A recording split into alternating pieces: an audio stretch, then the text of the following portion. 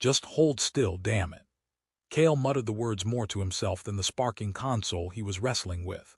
The derelict freighter groaned around him, a metal beast settling into its grave somewhere in the forgotten folds of the Helix Nebula. He needed the Navcore data. It was supposed to be a milk run, ghost ship, easy credits. Instead, he'd found sealed sections, weird energy signatures, and now this stubborn access panel spitting sparks like an angry thresher cat. Jammed the hydrospanner against the seam, leveraging it. Metal screeched, then popped. Behind it wasn't the expected nest of wires, but smooth, obsidian-like material humming with a low, resonant energy, a stasis field. And inside, something curled, indistinct, definitely organic. Well, hell. Curiosity killed the scavenger, but boredom paid even worse. He switched tools, pulling out a phase cutter. The field flickered under the beam, thinning, revealing the occupant. Female, humanoid mostly. Skin like polished night, traced with intricate lines that pulsed with faint internal light, shifting from emerald to sapphire. Long limbs, delicate fingers tipped with something dark and sharp. A tail, too, slender and prehensile, coiled protectively around her torso. Her hair was a cascade of fine silvery filaments that seemed to float independently. Kale swallowed, his throat suddenly dry. He wasn't supposed to find people, especially not people who looked like that. The field collapsed with a soft whump, releasing a wave of air tasting faintly of ozone and something else, something floral and strange that tickled the back of his sinuses. Her eyes snapped open. They were huge, entirely black, reflecting the glow of his cutter like captured nebulae. She unfolded with impossible speed, a blur of dark limbs and shimmering light. Before he could react, her hand clamped around his wrist. Not painfully, but with undeniable strength. Her skin was cool, smooth as glass, yet vibrated with that same low energy he'd felt from the field. The lines on her arm flared bright cyan where she touched him. "Your metabolic rate is elevated," she stated. Her voice was melodic, layered, like multiple notes sung at once, echoing slightly in the dead air of the freighter. It scraped directly against his nerves. Pulse frequency, 96 beats per minute. Adrenaline saturation, significant. Her other hand came up, fingers splaying across his chest, directly over his heart. The touch sent a jolt through him, startlingly intimate. He could feel the vibration stronger now, sinking into his bones. Is this fear, anticipation? Her head tilted, the silvery filaments of her hair drifting. The black eyes scanned his face with unnerving intensity. Specify. Kale finally found his voice, yanking his wrist back. She released him easily, watching his reaction. Get your analytical hands off me. He scrambled back a step, heart hammering against his ribs. Who the hell are you? What is this place? She rose fully, taller than he'd expected, maybe 6 feet of lean, alien grace.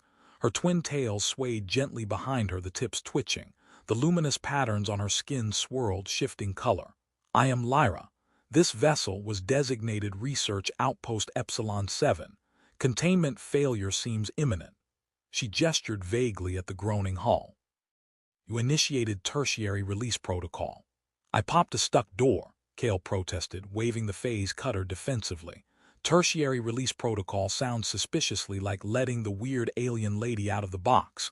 Lyra's lips curved in something that might have been amusement. The lines near her mouth glowed a warm amber. The box preserved my biosignature. Your intervention prevented systemic cascade. She took a step closer, her gaze sweeping over him again, lingering on the cutter. Your technology is crude, but effective. Another step. He backed away instinctively, bumping into a support strut. Stay back. I don't know what you are, but salvaged research projects usually want to dissect the salvager. Her expression remained open, curious. Dissection yields limited data compared to interactive analysis. She reached out again, slower this time, aiming for his hand holding the cutter. Your energy signature is noisy, chaotic. Why? He flinched, pulling the cutter back. Because a glowing space goddess just popped out of a wall and started giving me a physical maybe. Boundaries, lady. Heard of M? Lyra paused, her hand hovering. The lights on her skin dimmed slightly, shifting to a cooler violet. Boundaries, she repeated, the word sounding alien in her layered voice. A spatial or social constraint. Are you establishing one? Kale stared at her. Was she serious? Yes, a big one, personal space. Don't touch the merchandise. He gestured between them. You stay over there, glowing attractively and confusingly, and I figure out how to get us both off this rust bucket before it folds in on itself." Her head tilted the other way. The amber glow returned faintly. "Attractively?" The question hung in the air, direct, guileless, and utterly disarming. Cale's mouth opened, then closed. Heat crawled up his neck. "Figure of speech," he mumbled, turning abruptly back to the sparking console, needing desperately to focus on something that didn't have unsettlingly perceptive black eyes. He could feel her watching him, feel the faint thrum of her presence behind him. This milk run had just gone spectacularly sideways. The derelict shuddered violently, throwing Cale against the console he'd just abandoned. Sparks showered down, and a low, klaxon-like groan echoed from deeper within the ship. "Okay, cascade officially imminent," he yelled, grabbing his discarded tool belt. "We need to move. Now." Lyra didn't flinch, her stance fluidly adjusting to the ship's lurch. Her dark eyes scanned the corridor beyond the breach chamber. Primary egress routes appear compromised, structural integrity failing. She pointed a slender finger towards a maintenance shaft Cale hadn't noticed, half hidden behind fallen debris. "Secondary conduit, probability of passage, 63%. 63, I like those odds better than 0. He scrambled towards it, kicking aside twisted metal. "My ship's docked 3 levels down, access umbilical Charlie 9. Can you navigate this wreck?" Lyra flowed past him, her movements disconcertingly silent. "Internal schematics are fragmented, but residual energy pathways remain legible."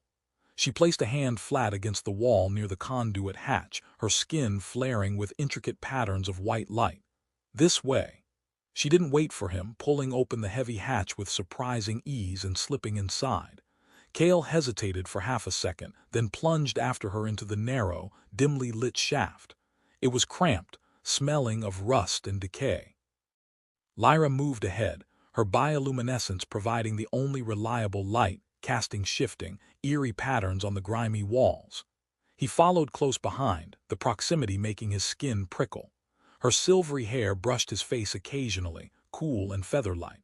Her scent, that strange ozone-floral mix, was stronger here, messing with his senses.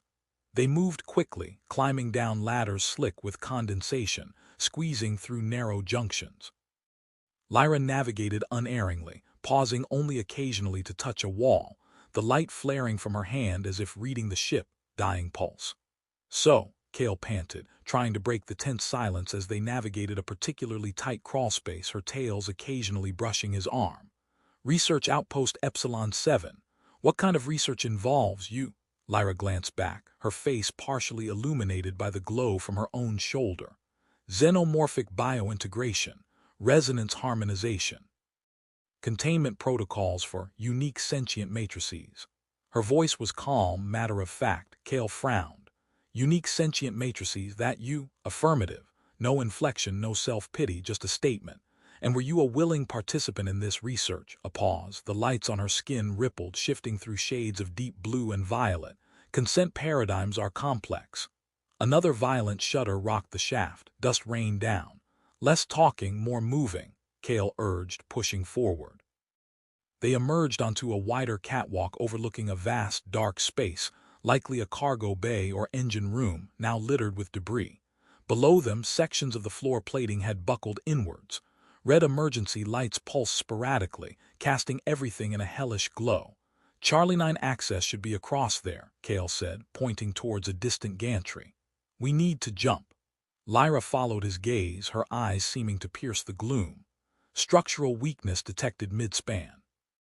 "Direct traversal inadvisable." She scanned the area, then pointed downwards. "Alternative route, service platform below, lower risk profile." He peered down. It was a significant drop, maybe 20 feet onto a narrow, swaying platform. "Lower risk, looks like a good way to break an ankle.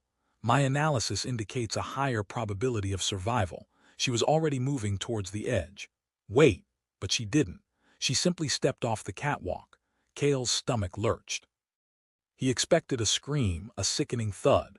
Instead, she dropped with impossible lightness, landing silently on the platform below, bending her knees slightly to absorb the impact. Her twin tails lashed once for balance. She looked up at him, the faint light catching her face.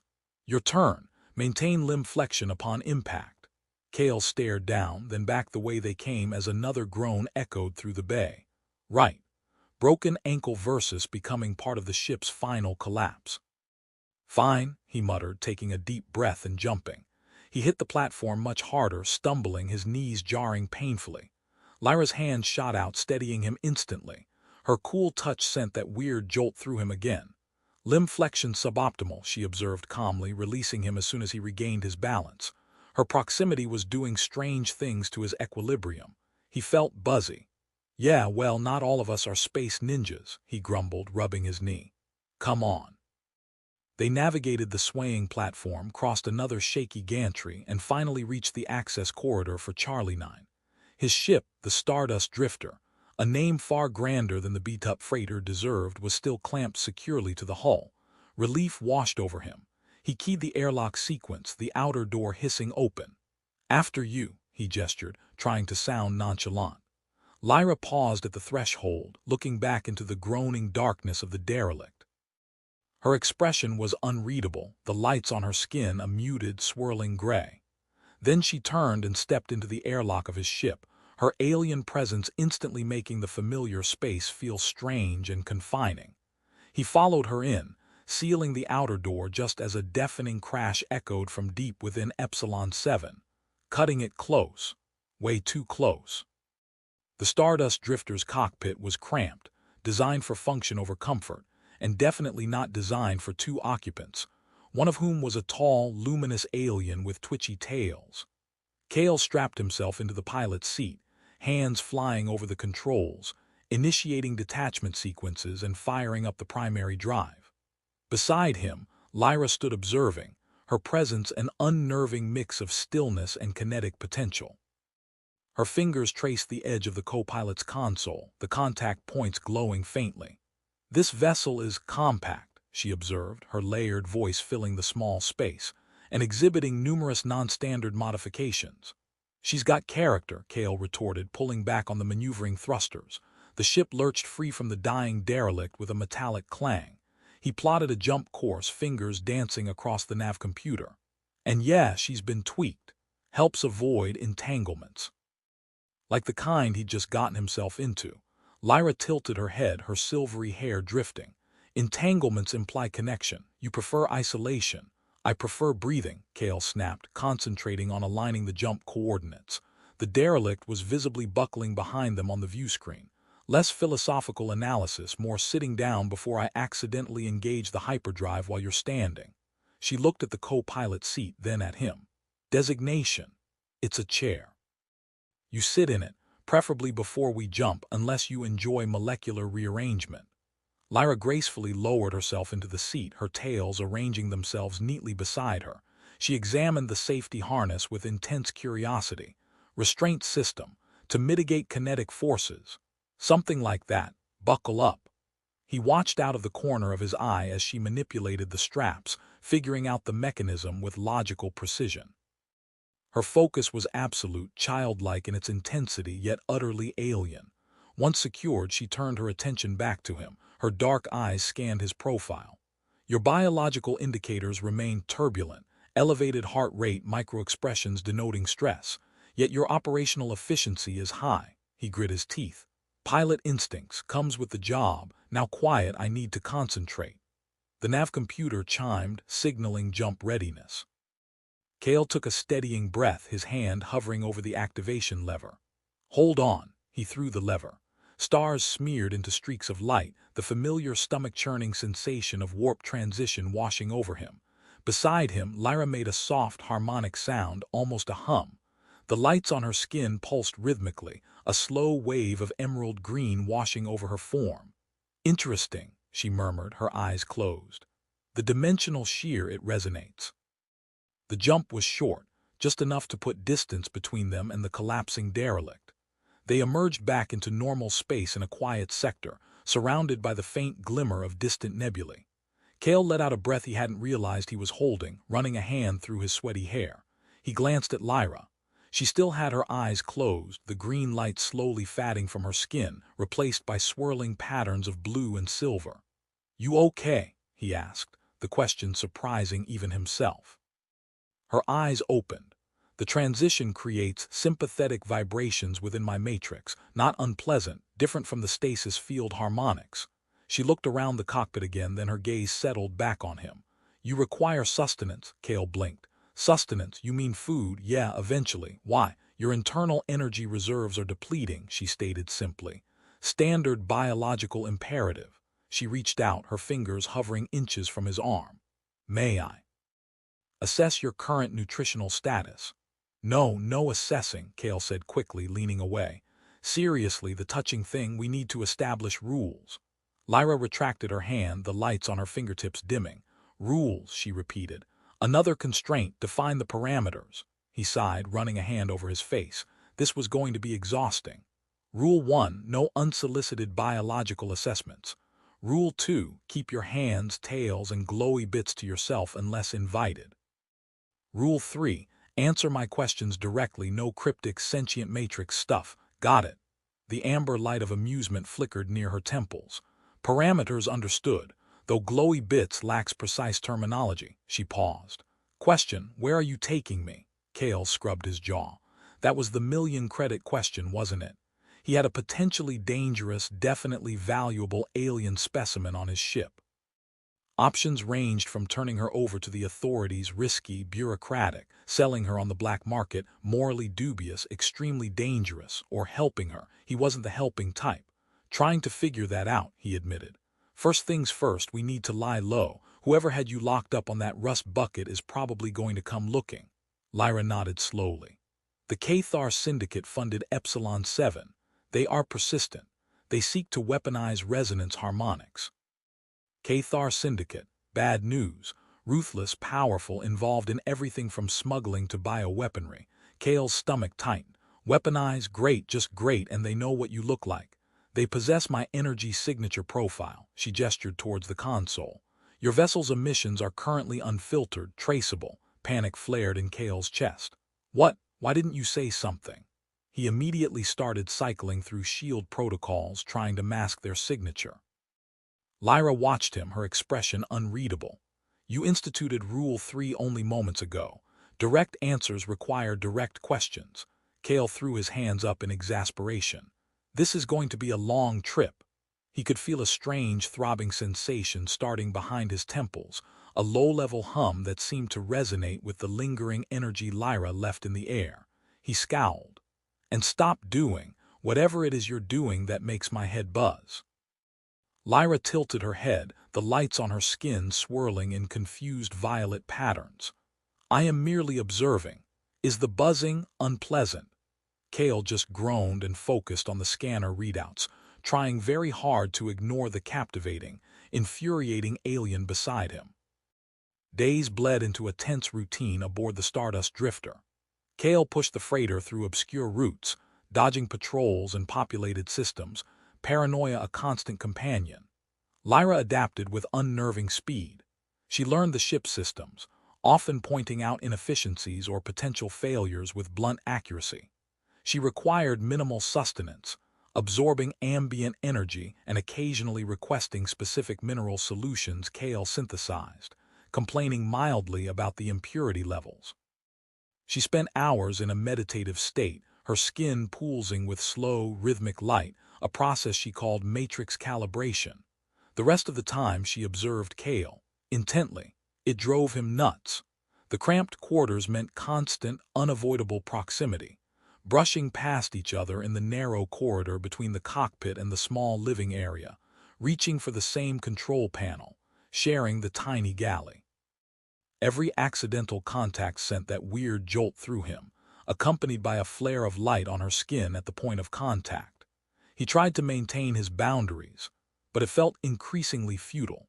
She seemed physically incapable of understanding personal space, her curiosity overriding any social constraint Kale tried to impose. He found her tracing the faded tattoo on his forearm while he was trying to repair the recycler unit. Pigment infusion into dermal layers, she murmured, her fingertip cool against his skin. Symbolic significance, he snatched his arm back. Rule 2, apologies. The pattern is mathematically intriguing. Her eyes weren't mocking, just genuinely interested. It made it harder to stay angry. he started noticing things. The way the silvery filaments of her hair seemed to react to his proximity, subtly drifting towards him when he was near. The specific color shifts on her skin that seemed to correlate with his moods: amber for amusement, violet for confusion, a deep crimson when he raised his voice during a tense maneuver. And the buzzing in his own head, that persistent, low-level thrum, was becoming almost constant when she was close. Sometimes, it intensified into a distinct throbbing, usually when their eyes met for too long or after an accidental touch lingered. Throbbing again, he finally snapped one cycle, rubbing his temples after she'd spent 10 minutes silently watching him eat nutrient paste. "Did you do this to me?" Lyra looked up from the diagnostic datapad she was studying. The lights around her eyes pulsed softly. "Define this." "This," he tapped his head. "This buzzing, throbbing, whatever frequency you're emitting, it's messing with my brain." She set the datapad down, her expression earnest. "I'm not consciously emitting disruptive frequencies. My basal resonance is inherent. However," she hesitated, "a rare occurrence. Sympathetic resonance can occur between proximate biofields. Your energy signature is unusually receptive." "Receptive? It feels like you're drilling into my skull with sonic pulses." "An exaggeration," she countered calmly. "The sensation you describe might be biofeedback, an energetic response to my presence." She leaned forward slightly, her black eyes intense. "Does it correlate with specific interactions?" Cale scowled, feeling heat rise in his cheeks. He wasn't about to admit it got worse when she looked at him like that, or when her tail accidentally brushed his leg. "It correlates with you being annoying." Lyra's lips curved, the amber glow returning. "My presence elicits a strong physiological response in you." "Interesting." She picked up the datapad again, but he could feel her attention still on him. He pushed his nutrient paste away, appetite gone. He needed space, air, something other than her unsettlingly perceptive gaze and the constant thrumming awareness of her body just feet away. He stood abruptly.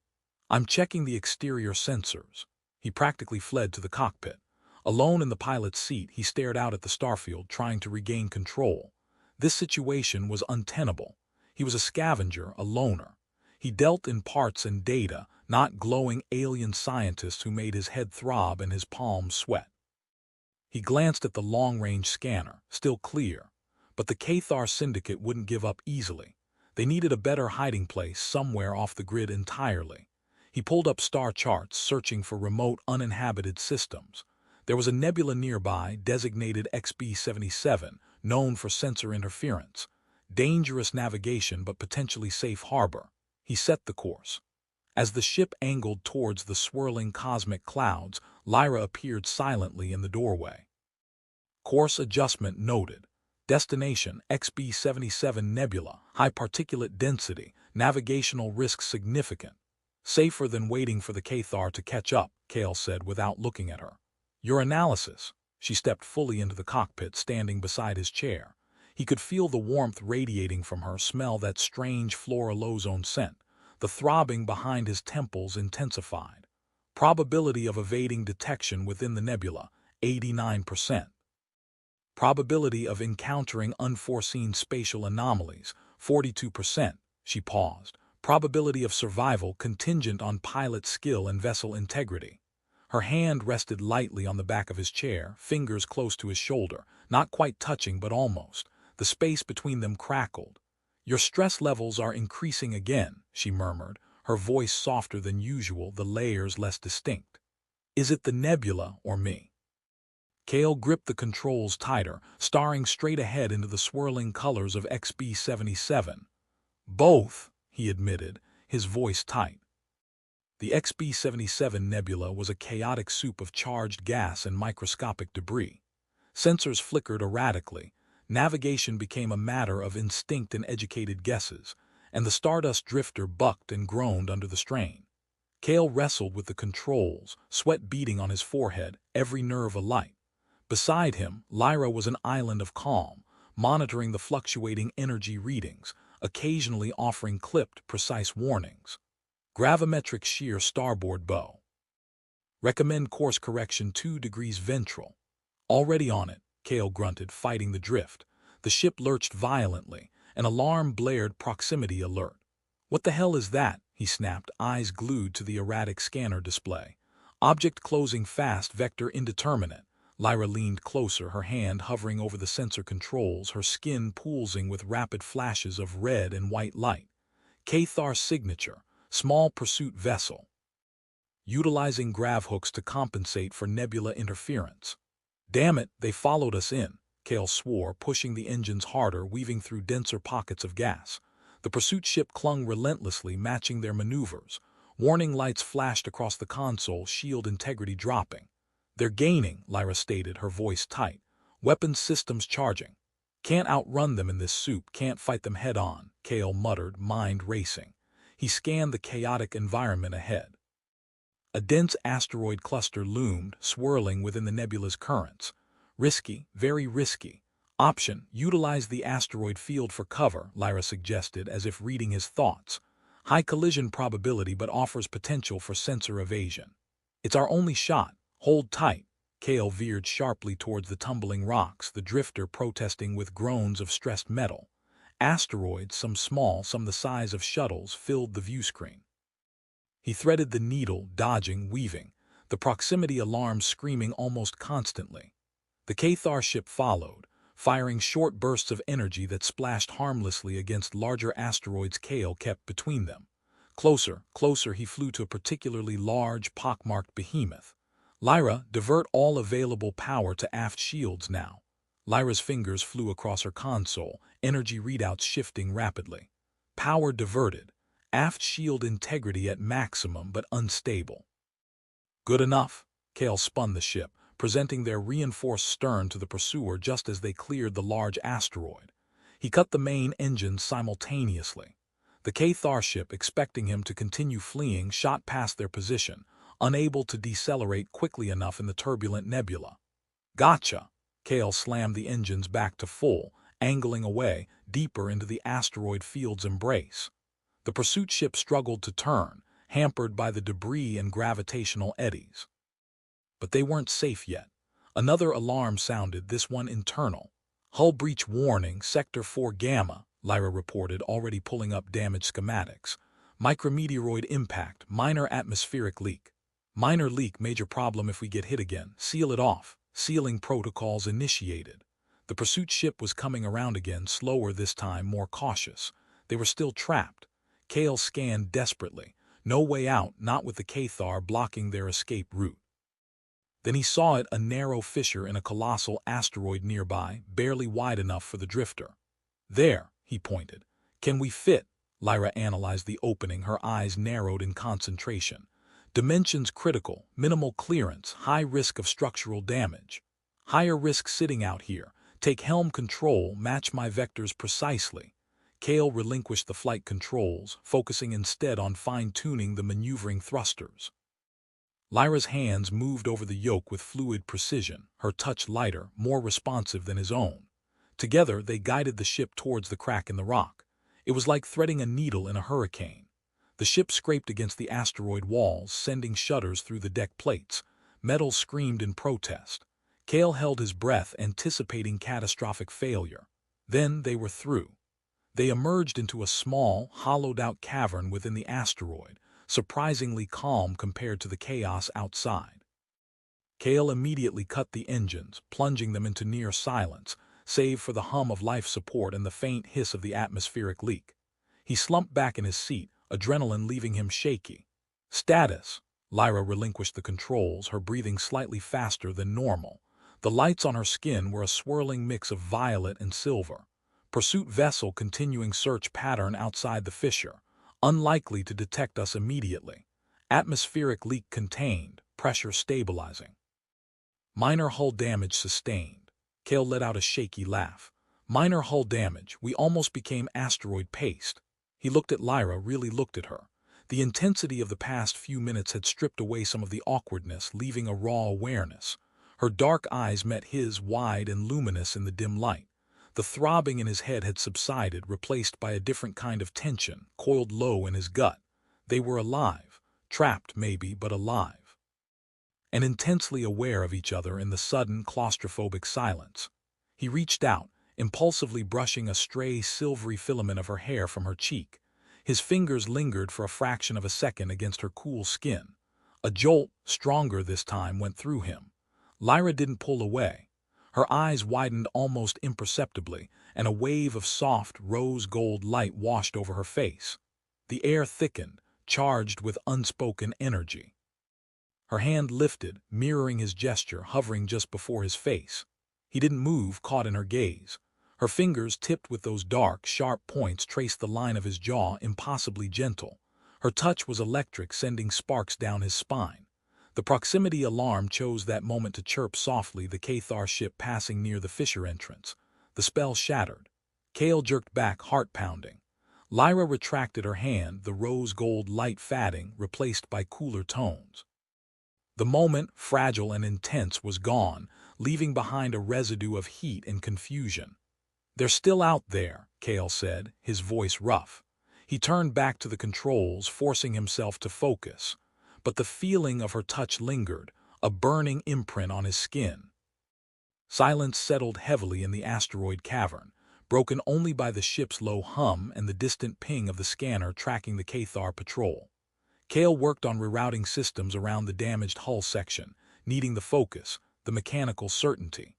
Lyra sat in the co-pilot seat, observing the external sensors, but Cale felt her awareness was mostly directed inwards, or perhaps towards him.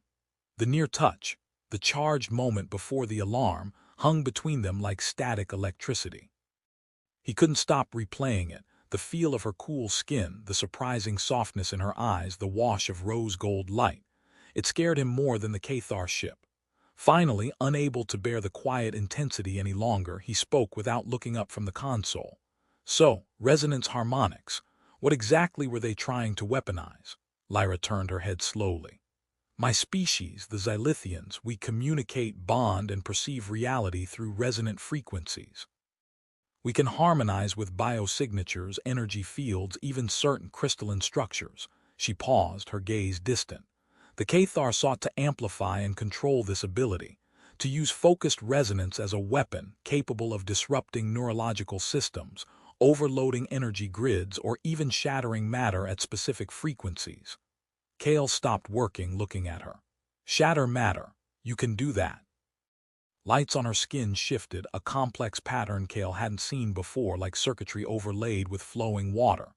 "The potential exists within our matrix. It requires extreme focus, energy channeling, and specific emotional states. It is considered dangerous, unstable, forbidden by Xylithian accord." "Forbidden, huh? Guess the Cathar didn't get the memo." He leaned back, studying her. "So they didn't capture you, you escaped." "Affirmative. The containment failure on Epsilon 7 was not entirely accidental. I initiated a feedback loop in the stasis harmonics when I detected your vessel's approach signature." Cale raised an eyebrow. "You triggered the alarm, you let me find you. Your energy signature was compatible, less hostile than the Cathar operatives. I calculated a 58% probability of survival if I entrusted my extraction to you." 58%? Gee, thanks for the vote of confidence." Despite his sarcastic tone, a strange feeling bloomed in his chest. She'd chosen him, calculated the risk and chosen him. Why were you on Epsilon 7 in the first place? Vacation gone wrong. A flicker of something dark crossed her face, extinguishing the lights for a brief moment before they returned as a muted gray. "I was abducted from a research expedition near the Cygnus Rift. My specialization involves pre-collapse resonance artifacts. The Cathar believed I could interface with technology they salvaged." Her voice was low, the usual melodic layers flattened. Vulnerability. It was the first time he'd heard it so clearly. He felt an unexpected surge of anger towards the Cathar, coupled with a fierce, protective instinct that startled him. He pushed it down. "Right. So they grab you, try to turn you into a living WMD. You break out, end up on my ship. Now what? Where do you need to go?" Lyra looked directly at him, her black eyes holding his. "My objective is to reach the Lumina Rings, a neutral system containing ancient Xylithian resonant archives. I believe information stored there can counteract the Cathar's weaponization attempts, and perhaps offer a way home." "Lumina Rings," Cale mused. "Way across the sector, not exactly a tourist spot, dangerous territory." "I am aware." He sighed, scrubbing a hand over his face. This was insane. Helping her meant painting an even bigger target on his back. But the thought of leaving her to face the Cathar alone or turning her over, it sat badly in his gut. That vulnerability he'd glimpsed, the quiet strength beneath her alien exterior, the way she made his head throb, it was all getting tangled up inside him. He looked back at her, at the swirling lights on her skin, the intelligence in her eyes. He thought about the 58% probability.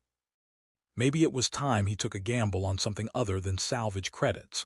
"All right," he said, the decision settling in his gut. "All right, Lyra, we'll try for the Lumina rings." A wave of brilliant, warm gold washed over her skin, so bright it momentarily lit the dim cockpit. It wasn't just amusement this time, it felt like relief, like sunshine after a storm. Your acceptance increases survival probability significantly. She offered a small, genuine smile, a rare sight that made his breath catch. "Thank you, Kale." The simple words, spoken in her layered voice now infused with warmth, landed differently. The protective feeling surged again, stronger this time, less easy to ignore. He cleared his throat, turning back to the nav computer, needing the distraction. "Don't thank me yet. We still have to get out of this asteroid alive." But as he plotted potential escape routes, the throbbing behind his temples felt less like an irritation and more like a connection. A strange, unsettling, undeniably compelling connection to the alien woman who had just entrusted her fate to him. The Cathar ship eventually moved on, its sensor sweeps failing to penetrate the dense asteroid. Kale waited another full cycle, monitoring subspace chatter, before deeming it safe enough to move. He eased the Stardust drifter out of the fissure, navigating the rest of the way through the XB-77 nebula with painstaking care. Lyra worked alongside him, her calm precision a counterpoint to his more reactive piloting. They emerged from the swirling gas clouds into relatively clear space, the ship battered but functional. A silent understanding seemed to have formed between them in the crucible of the asteroid field. The boundaries Kale had tried so hard to enforce felt porous now, less necessary. He still flinched occasionally at her proximity, but the underlying panic was replaced by a low, simmering awareness. Lyra, too, seemed different. Still analytical, still intensely curious, but her observations often carried a hint of warmth. Her touches, when they accidentally happened, lingered a fraction longer. The throbbing in Kale's head became a familiar presence, a background hum that intensified when their emotional states aligned, like during moments of shared relief or focused concentration. He found himself watching the lights on her skin, learning to read the subtle shifts in color and pattern, associating emerald green with calm focus, sapphire blue with deep thought, the rare rose gold with pleasure or connection. They needed supplies and more permanent repairs. Kale knew a place, Haven, a sprawling scavenger outpost built into hollowed-out asteroids on the edge of regulated space. Risky, full of unsavory characters, but off the official grid. You could get anything there for the right price and disappear afterwards. "We're heading to Haven," he told Lyra, showing her the coordinates. "It's rough. Stay close, keep quiet, let me do the talking, and maybe dim the glow a little, you stand out." Lyra observed the chaotic energy signatures emanating from Haven on the long-range sensors. High density of disparate life forms, unregulated technology, potential for conflict, elevated. She looked at him, her usual analytical tone softening. "Are you certain this is wise?" "Nowhere is truly safe for us right now," Kale said grimly. "Haven's our best bet for repairs and resupply without flagging official Cathar alerts. We go in fast, get what we need, get out." He hesitated. "Look, maybe you should stay on the ship." Lyra shook her head, the silvery filaments of her hair catching the light. "My presence may be conspicuous, but separating increases vulnerability. Analysis suggests proximity enhances our combined situational awareness." She touched his arm lightly, deliberately. Her skin flared cyan. "Rule 2 modification requested." Kale looked down at her hand, then back into her dark eyes. The buzzing in his head intensified, but it wasn't unpleasant, more like anticipation. "Modification considered," he managed, his voice huskier than intended. He didn't pull his arm away. her lips curved in that small, knowing smile. Haven was sensory overload. A chaotic maze of docking bays, makeshift markets, and dimly lit cantinas carved into rock and salvaged ship hulls. The air hung thick with the smell of recycled air, engine grease, exotic spices, and unwashed bodies. Beings of a dozen species jostled and bargained, their voices a cacophony of different languages. Cale kept a hand near the blaster holstered at his hip, scanning the crowds, hyper-alert. Lyra walked beside him, her luminescence dimmed to a subtle, pearlescent sheen, her tails tucked discreetly, though her height and grace still drew curious glances. She moved with focused observation, taking in the overwhelming input without visible distress, though the lights on her skin occasionally flickered with rapid, complex patterns he couldn't decipher. They acquired the necessary ship components from a gruff Ugnaught mechanic who asked no questions as long as the credits were good. Then Cale led Lyra towards a quieter section, looking for a reliable infachant. He needed to know if word of a Xylithian escapee had hit the shadow networks. Suddenly, a heavy hand clamped down on Cale's shoulder, spinning him around. He found himself facing a large, reptilian mercenary, flanked by two equally intimidating thugs. "Cale, thought that was you," the reptilian rasped, his eyes flicking assessingly towards Lyra. "Heard you were hauling interesting cargo these days." Cale's blood ran cold. "Vorg," he greeted tightly, easing his hand closer to his blaster. "Just passing through, ship repairs." Vorg grinned, revealing rows of sharp teeth. "Repairs or running?" The Cathar Syndicate put out a whisper bounty. "High-value biosignature last seen heading this way. Matches your companion's description." He leered at Lyra. "Very interesting cargo indeed." Lyra stepped forward slightly, placing herself partially in front of Cale.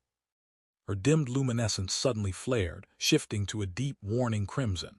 Her voice, when she spoke, lacked its usual melodic layers, replaced by a flat, cold resonance that vibrated in the air. "Threat detected. Recommend immediate cessation of hostile intent." Vorg laughed, but his eyes narrowed. "Feisty. The Syndicate pays extra for live capture." He lunged for Lyra. Cale reacted instantly, shoving Lyra back as he drew his blaster, firing a warning shot over Vorg's head. Chaos erupted. People scattered. Vorg roared, charging Cale. Lyra moved with blinding speed, intercepting one of the thugs, her hand striking his chest with focused force. The thug crumpled, gasping. Cale dodged Vorg's clumsy attack, firing again, aiming for his leg. The shot connected, and Vorg howled, stumbling. The second thug came at Cale, vibro-knife flashing. Cale parried, ducking under a wild swing. He saw Lyra disable the other thug with another precise, non-lethal strike. Then Vorg, ignoring the pain in his leg, grabbed Lyra from behind, pinning her arms. "Gotcha now, pretty," he snarled. Lyra struggled, her skin flashing violently. Cale saw red. He tackled Vorg, hitting him hard in the injured leg. Vorg roared again, losing his grip on Lyra but swinging a heavy fist that caught Cale square on the jaw. Stars exploded behind Cale's eyes as he hit the ground. Dimly, he saw Vorg raising a weapon, aiming it at him. Then Lyra moved. She didn't strike. She didn't flee. She placed her hands flat on Vorg's chest, her eyes closed, her entire form blazing with an almost unbearable white light. A low, powerful hum filled the air, vibrating through Cale's bones even on the ground. Vorg screamed, a high-pitched sound of pure agony, dropping his weapon and clutching his head before collapsing, unconscious. The light subsided, leaving Lyra standing over the fallen mercenary, breathing heavily, her skin slowly returning to its normal shifting color, though now laced with streaks of exhausted gray. She rushed to Cale's side, kneeling, her cool hands framing his face. The crimson warning light was gone, replaced by swirling patterns of anxious violet and gold. "Cale, damage assessment," he blinked, vision swimming. His jaw throbbed fiercely. "Peachy," he croaked. What did you do to him?" "Focused neural resonance overload," she murmured, her fingers gently probing his jawline. The touch sent sparks through him despite the pain. "Non-lethal incapacitation, a necessary escalation." Her dark eyes searched his, filled with concern. "You are injured. Just my pride and maybe my jaw." He pushed himself up, wincing. The confrontation had drawn attention. Figures lurked in the shadows, watching. "We need to go now." Lyra helped him to his feet, her support surprisingly strong. As they hurried back towards the docking bay, Cale leaned on her more than he wanted to admit. He glanced at her profile, the lingering gray streaks on her skin. She protected him, used her forbidden power, risked exposure for him. The realization hit him harder than Vorg's fist. Back in the relative safety of the Stardust Drifter, Cale sank into the pilot's seat, exhaustion washing over him. Lyra initiated the launch sequence, her movements efficient but lacking their usual fluidity. He watched her, the events on Haven replaying in his mind. Her fear, her power, her fierce protection. The lines he'd drawn between them felt utterly meaningless now. When she turned from the controls, she found him watching her. The silence stretched, thick with unspoken emotion. She approached him slowly, kneeling beside his chair as she had in the alleyway. "The jaw requires medical attention," she said softly. "No, it'll be fine." He reached out, his fingers brushing against the gray streaks still marring the skin of her cheek. "Are you okay? That thing you did." Her hand covered his, her skin cool against his knuckles. The lights beneath her touch warmed to rose gold. "Resonance channeling exacts a toll. I will recover." Her gaze held his, deep and searching. "You placed yourself in danger for me." "You calculated a 58% chance I wasn't hostile," he countered, trying for lightness, but his voice was rough. "Guess the odds paid off." She didn't smile. Her thumb stroked the back of his hand. "My calculations were incomplete. They did not account for this." This. The word hung in the air, encompassing everything. The fear, the fight, the pulsing energy between them, the undeniable pull that had grown stronger with every shared danger, every accidental touch, every unguarded glance. Cale's breath hitched. He leaned forward, closing the small distance between them. Her scent filled his senses, ozone and alien florals and something uniquely her. Her black eyes widened slightly, reflecting the dim cockpit lights. He hesitated for a heartbeat, searching her face for any sign of retreat. He saw only stillness, waiting. Then he pressed his lips to hers. The first touch was tentative, exploratory. Her lips were cool, smooth, surprisingly soft against his. A jolt went through him, fierce and immediate, echoing the hum that always seemed to thrum beneath his skin when she was near. Lyra went utterly still for a second, a statue carved from night and light. Then a soft gasp, a harmonic sigh that resonated deep in his chest. Her hand tightened on his, the other coming up to cup his uninjured cheek, her touch sending sparks across his skin. The lights on her face flared, an uncontrolled explosion of rose gold, amber, and brilliant sapphire, washing the cockpit in kaleidoscopic color. The kiss deepened, shifted from tentative to hungry. Cale's arm slid around her waist, pulling her closer against the pilot's seat. She flowed against him, alien angles fitting against human contours in a way that felt both strange and utterly right. Her scent enveloped him, intoxicating. He could feel the vibration of her resonance, not just hear it, but feel it sinking into his bones, a pulsing rhythm that matched the frantic beat of his own heart.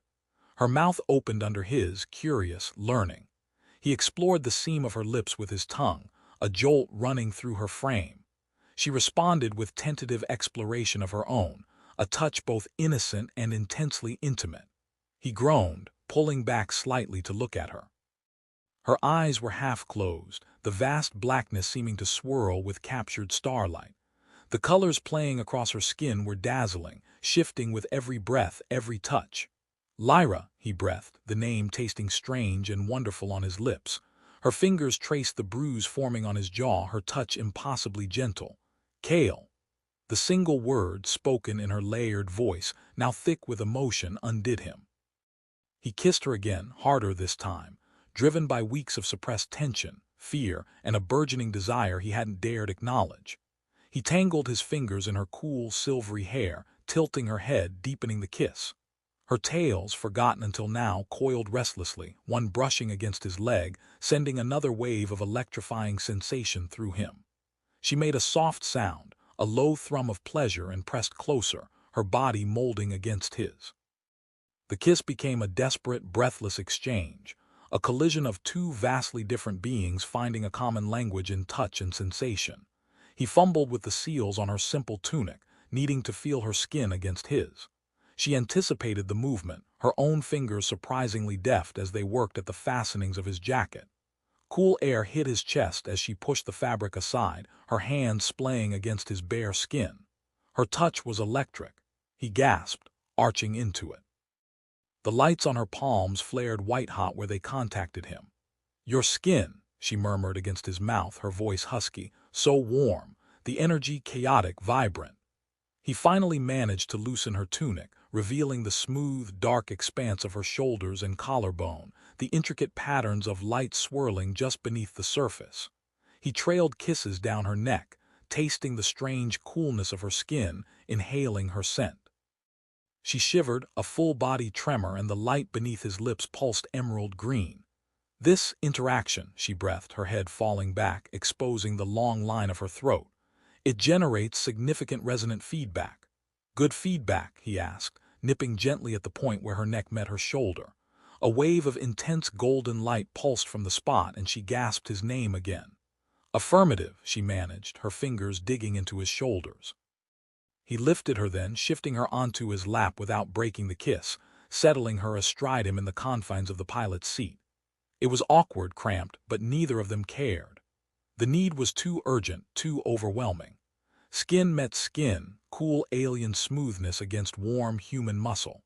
Her hands explored his chest, tracing the lines of muscle, the texture of his skin, her touch both analytical and intensely sensual. He ran his hands down her back, feeling the sleek, subtle strength beneath her skin, the smooth articulation where her tails joined her spine. They moved restlessly against his legs, a constant, distracting friction. Clothes became an impediment, shed hastily, discarded onto the deck plating. Naked, vulnerable, they explored each other with frantic hands and hungry mouths. Her body was a landscape of shifting light and shadow, utterly alien, utterly captivating. The bioluminescent patterns reacted to his touch, flaring brighter, changing color, creating intimate constellations across her skin. He discovered the sensitivity of the ridges along her spine, the base of her tails, the delicate, almost invisible membranes behind her pointed ears. She, in turn, mapped his body with fascinated intensity, her cool fingers tracing scars, learning the rhythm of his pulse, the heat of his arousal. Her touch was sometimes hesitant, sometimes bold, always driven by an insatiable curiosity that fueled his own desire. When her fingers finally closed around his erection, her eyes widened, the lights on her face blooming into a vibrant, almost painful brilliance. "Such concentrated bioenergy," she whispered, her voice trembling slightly. He groaned, bucking against her touch. "Lyra," he needed more, needed to be closer, to bridge the impossible gap between their species. He shifted, guiding her, positioning her above him.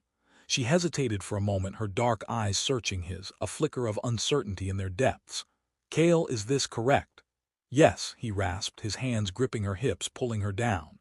"Gods, yes," she gasped as he entered her, a sharp harmonic note that vibrated through them both. Her inner tissues were surprisingly warm, slick, pulsing faintly around him. She felt incredible, alien, yet perfectly receptive. He held himself still for a moment, letting them both adjust, looking up into her face. Her eyes were wide, filled with wonder and sensation. The lights on her skin swirled in a dizzying, ecstatic display of color: gold, rose, emerald, sapphire, all blending and shifting. "Kale," she breathed again, her voice filled with awe. He began to move, slowly at first, watching her reactions, learning her body's responses. She met his rhythm, her hips moving with an innate grace, her hands gripping his shoulders, her tails coiling tightly around his thighs. The connection was electric, physical, and something more. He felt the resonance building between them, a shared energy field that pulsed in time with their movements, amplifying every sensation, blurring the lines between his body and hers. It was overwhelming, intoxicating. The throbbing in his head was back, but now it was a pleasurable pulse, a counterpoint to the building pressure in his groin. Lyra threw her head back, a cascade of harmonic sounds spilling from her lips as her climax hit, her entire body blazing with white-gold light. The intensity of her release triggered his own, a shattering orgasm that ripped a groan from his throat, pouring his own energy into the resonant circuit they'd created. Afterwards, they collapsed against each other, breathless, slick with sweat and exertion, wrapped in the lingering afterglow of Lyra's fatting luminescence. Cale held her close, burying his face in her silvery hair, his heart pounding against her chest. The cramped cockpit felt impossibly intimate, a universe contained within the battered hull of his ship. He had kissed an alien. He had made love to an alien. And somehow, impossibly, it felt like the most natural thing in the world. He felt Lyra's hand stroking his hair, her touch gentle, possessive. "Cale," she murmured, her voice soft, layered with new emotions he couldn't quite decipher. "Your energy signature, it has changed. It is intertwined with mine now." He lifted his head, meeting her gaze. The lights on her skin were soft now, a gentle, pulsing lavender. There was a depth in her eyes he hadn't seen before, something ancient and knowing. He didn't understand the full implications of her words, the resonance, the intertwining signatures. But looking into her eyes, feeling the echo of their shared climax still humming between them, he knew one thing for sure: nothing would ever be the same again. The days following their escape from Haven and their first intimate encounter took on a different rhythm. The tension hadn't vanished, but it had transformed. The awkwardness was replaced by a comfortable, charged silence, punctuated by lingering touches and shared glances that spoke volumes. Cale found himself constantly aware of Lyra, not just her physical presence, but her energy, the subtle shifts in her resonance that he was beginning to perceive as easily as her changing lights. The throbbing in his head was now a permanent fixture, a low-level hum that spiked pleasantly whenever they touched.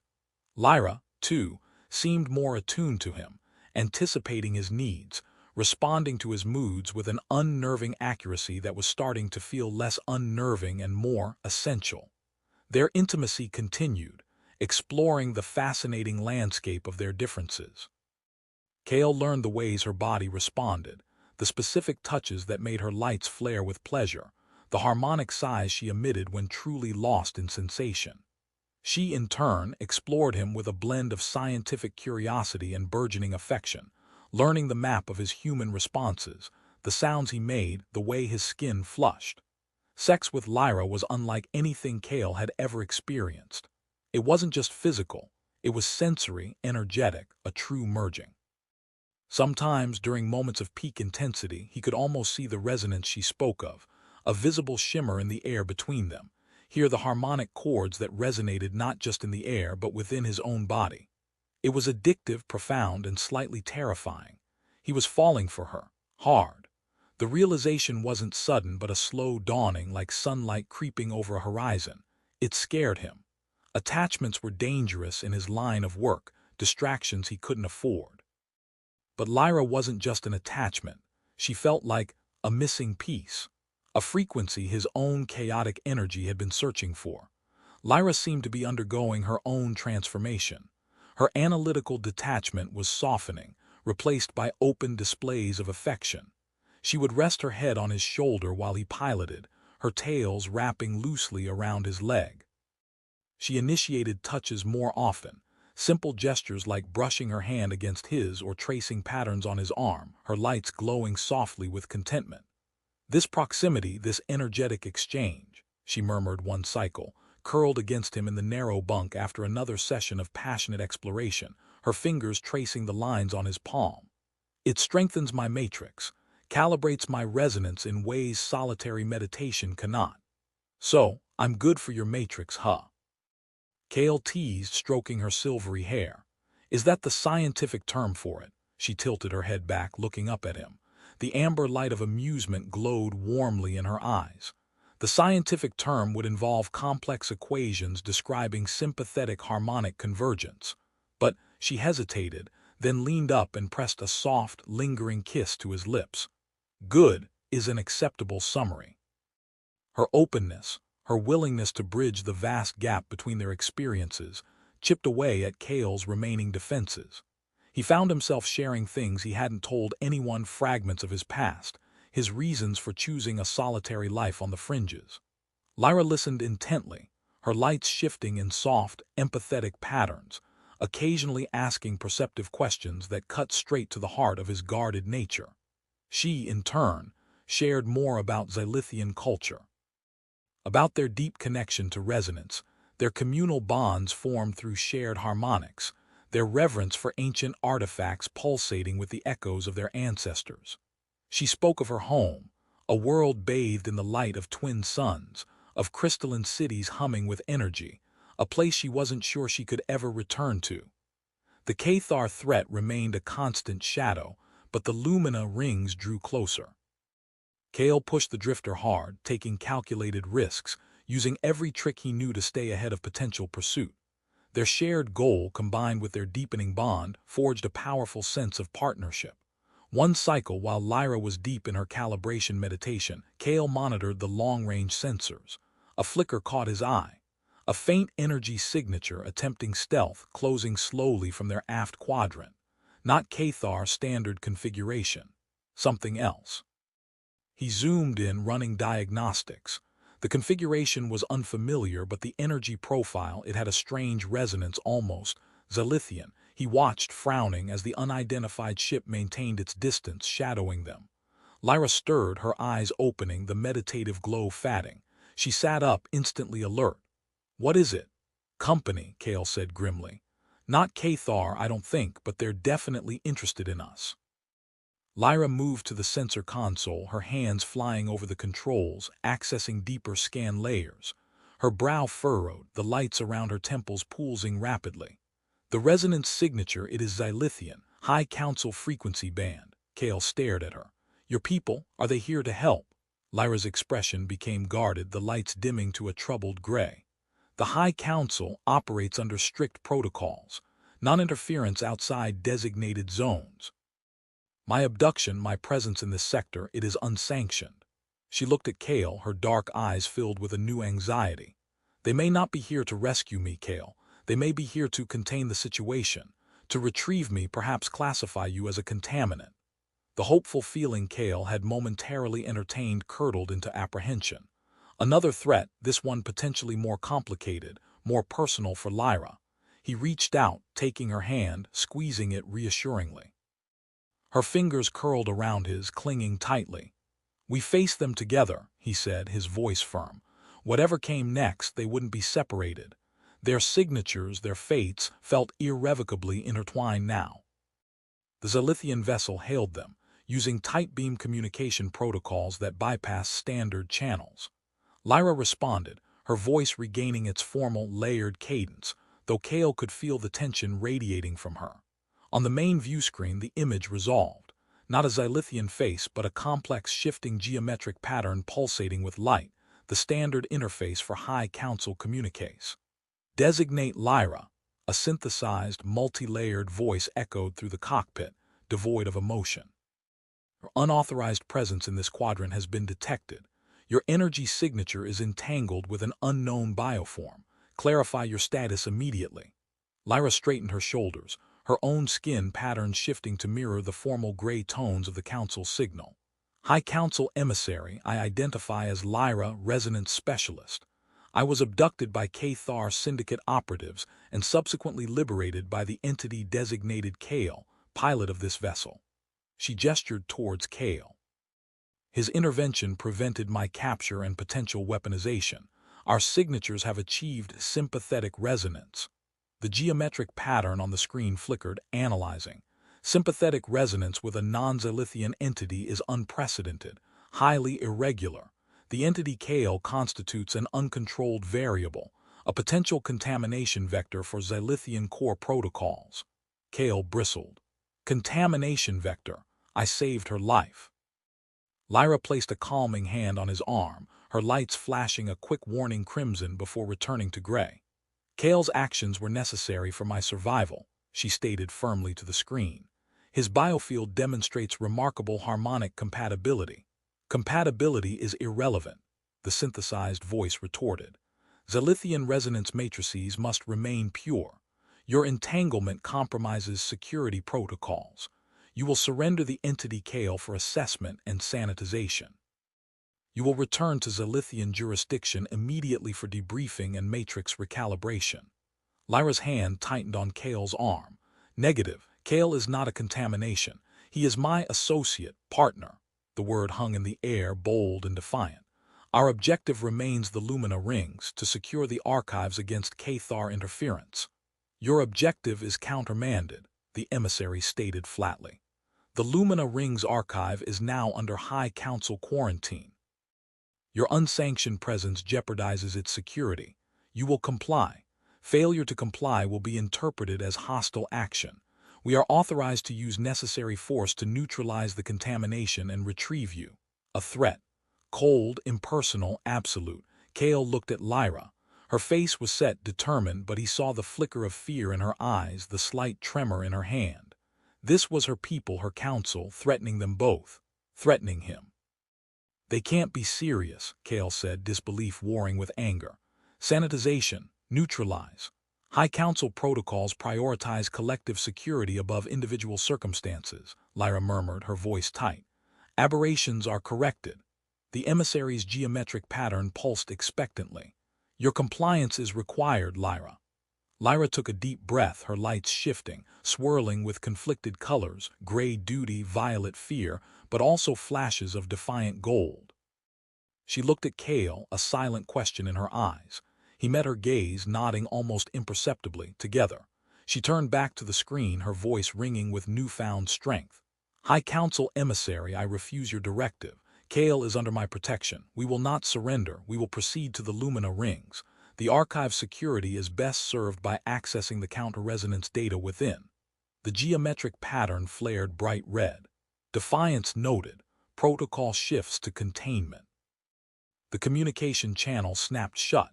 On the sensor display, the Xylithian ship began maneuvering, energy signatures flaring as weapon systems came online. Great, Kale muttered, hands flying over the controls, bringing the drifter's own meager defenses online. Traded one set of fanatics for another. They are not fanatics, Lyra corrected, though her voice lacked conviction. They are rigidly adherent to protocol. They perceive you as a threat to our way of life. And I perceive them as a threat to our lives, Kale snapped, dodging an initial volley of containment energy that splashed against their shields. The Xylithian ship was faster, more advanced, its weapons designed to disable, not destroy, but disable was bad enough. Can you do that thing? Kale asked, glancing at her. The resonance overload, Lyra shook her head, her silvery hair swirling with the ship's evasive maneuvers. Their vessel is shielded against direct Xylithian resonance frequencies. And they are my people, Kale, I cannot. Right, okay. He pushed the engines to their absolute limit, weaving towards a nearby asteroid belt, smaller, less dense than the nebula cluster, but their only hope for cover. Plan B then, run like hell. They plunged into the asteroid field, the Xylithian ship pursuing relentlessly, its precise movements making Kale's earlier escape from the Cathar feel like amateur hour.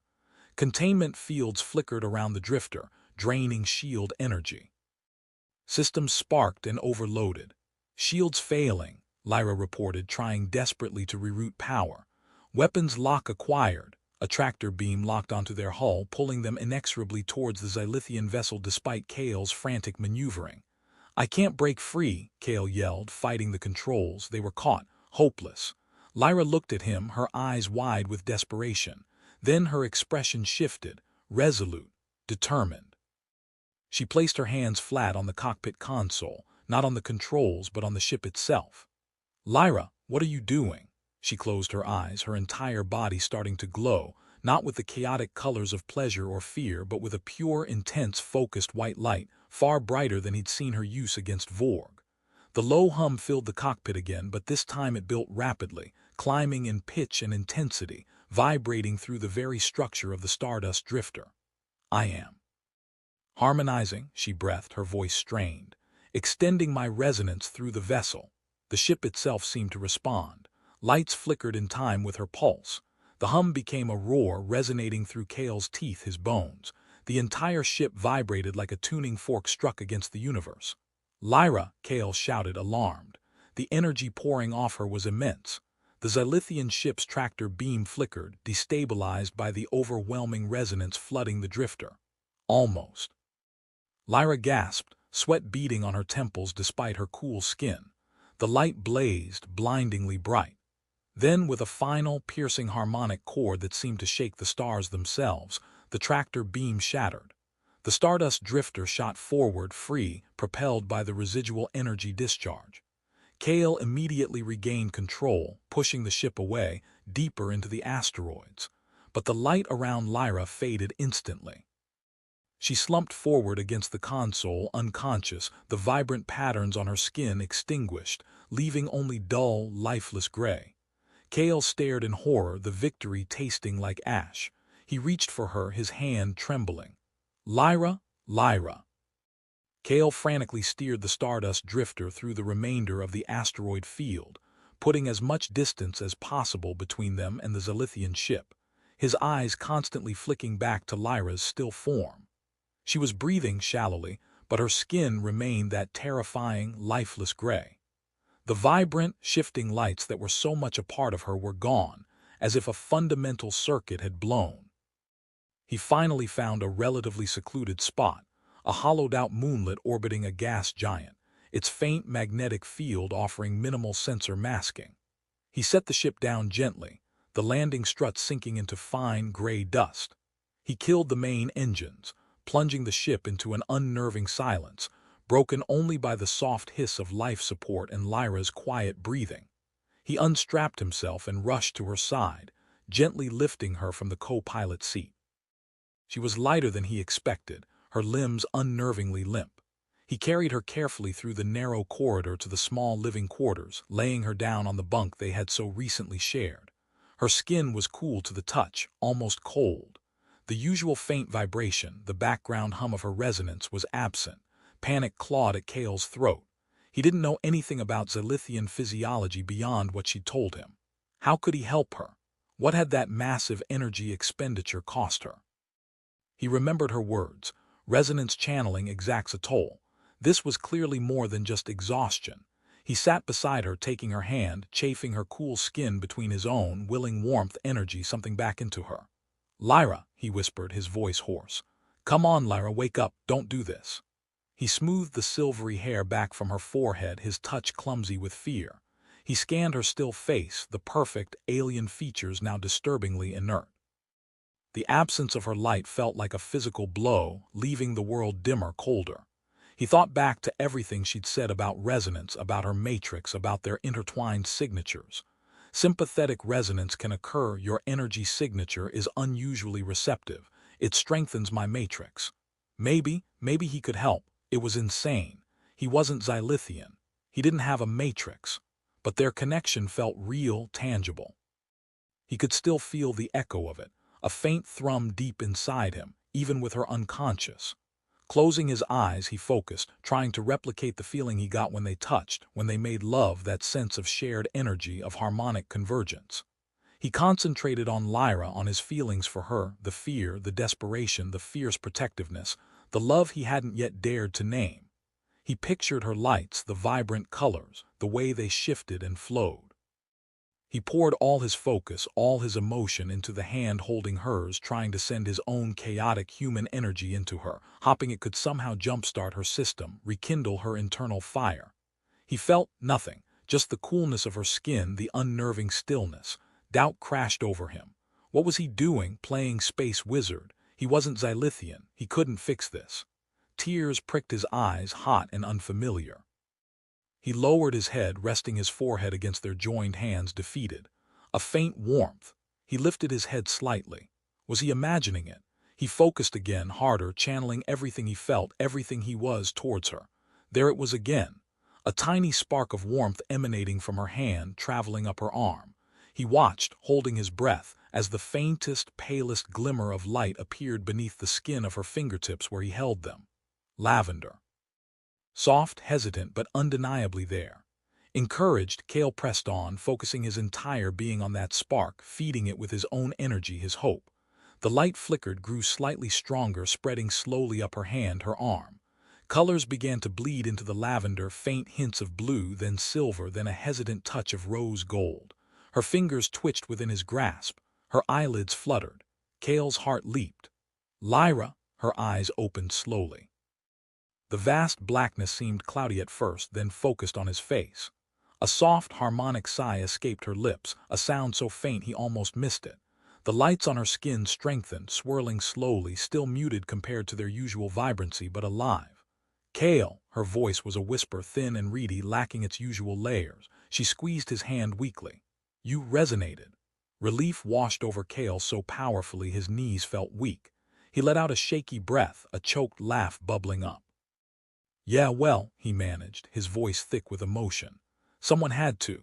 He gently brushed her cheek, feeling the returning, subtle vibration beneath her skin. You scared the hell out of me. A faint smile touched her lips. The rose-gold light around her eyes brightened slightly. Apologies. System overload required external harmonic catalyst. She looked around the small cabin, then back at him, her gaze sharpening slightly. The Zalithian vessel, gone, Kale assured her. We lost them in the asteroids after your light show. We're safe for now, hiding out. He helped her sit up slowly, supporting her back. She leaned against him, her breathing still shallow, the effort clearly taxing her. The energy required depleted my core matrix reserves, she murmured, touching her chest. Recharge will be slow. He held her closer, feeling the fragile warmth of her body. Take all the time you need. I'm not going anywhere. She looked up at him, her dark eyes searching his. The connection between them felt raw, exposed, stripped bare by the crisis. He saw his own fear reflected there, but also trust, and something deeper, something mirroring the emotion churning in his own chest. He leaned down, pressing a gentle kiss to her forehead, lingering there, simply breathing her in, feeling the slow return of her life-giving resonance. The fight wasn't over. The Cathar were still out there. The Zalithian High Council now saw him as a target. The Lumina rings were quarantined. Their future was uncertain, dangerous. But in that moment, holding Lyra, feeling the faint pulse of her returning light against his skin, Kale knew they would face it together. Their improbable connection, forged in chaos and tempered by fire, was stronger than protocols, stronger than threats. It was a resonance neither of them could, or wanted to, escape. Recovery was slow.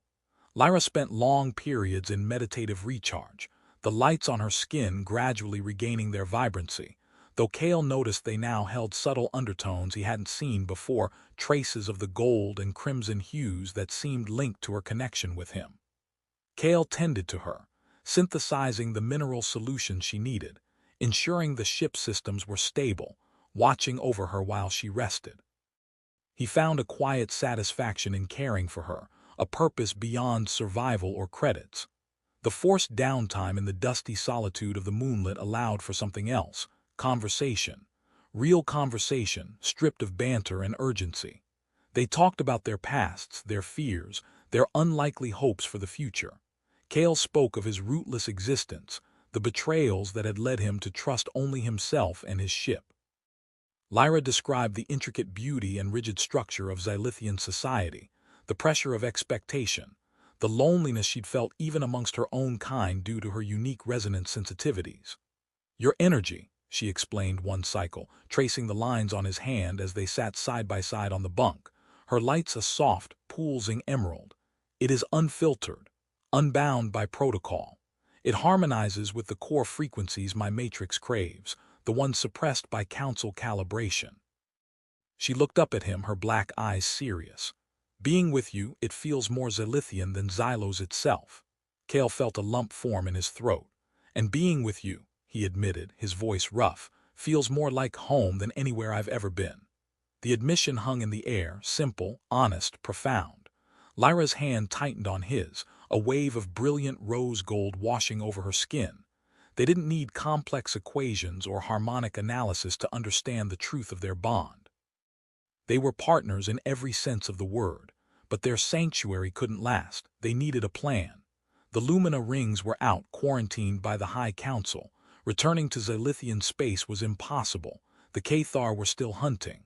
There might be another way, Lyra said thoughtfully, studying the star charts Kale had projected onto the bulkhead. Before my abduction, my research focused on pre-collapse resonance artifacts, not just Zalithian but cross-species. There were legends, whispers, of a convergence point, a place where ancient resonance technology from multiple civilizations was hidden. Kale zoomed in on the sector she indicated, a volatile region known as the Serpent's Eye, notorious for pirates and unstable spatial anomalies. The Serpent's Eye, that place is a death trap. Perhaps, Lyra conceded. But the legends speak of a resonant heart hidden there, an artifact capable of amplifying and broadcasting harmonic frequencies across vast distances. If we could find and activate it, you could potentially disrupt the Cathar's weaponized resonance network, maybe even send a message, a different kind of message to your people, Kale finished, catching her train of thought. Lyra nodded, the lights on her skin brightening with cautious optimism. It is a possibility, a dangerous one. The energy requirements would be significant. It might require both of us. Kale met her gaze. The thought of willingly channeling energy with her again after seeing what it cost her was terrifying. But the alternative, letting the Cathar succeed or being hunted forever, was worse. Okay, he said, squaring his shoulders. New plan. We find this resonant heart. They spent the next few cycles preparing, Kale modifying the drifter systems, boosting shields and sensor jammers, Lyra poring over fragmented data archives, searching for clues to the heart's exact location within the serpent's eye. As Lyra regained her strength, their physical intimacy returned, deeper now, imbued with the raw emotional honesty they'd found. It wasn't just passion, it was reaffirmation, a grounding force in the face of uncertainty. One night, lying tangled together after making love, Kale watched the soft lights play across Lyra's skin in the dimness.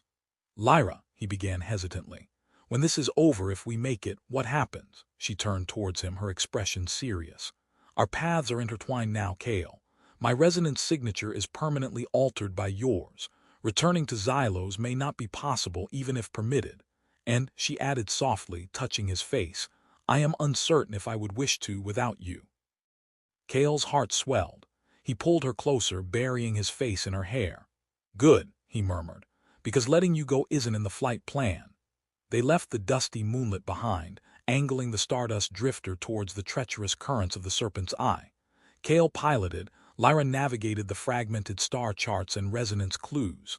They worked seamlessly, anticipating each other's moves, a true partnership forged in shared danger and unexpected love. The future was a question mark wrapped in nebula gas and blaster fire.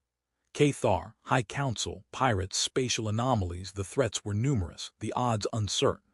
But looking at Lyra beside him, her hand resting confidently on the console, her skin glowing softly with determination and affection, Kale felt a sense of hope he hadn't known he was capable of. They had each other. They had their connection, their strange, powerful resonance. Whatever waited in the Serpent's Eye, they would face it together. Their journey wasn't just about survival anymore. It was about building a future, a shared frequency in the vast, chaotic static of the galaxy. And as the Stardust drifter plunged into the swirling vortex of the Serpent's Eye, Kale reached over, taking Lyra's hand. Her lights flared warm gold where their skin met, a silent promise echoing in the hum that now connected them, heart to matrix, human to Zilithian, across the infinite expanse.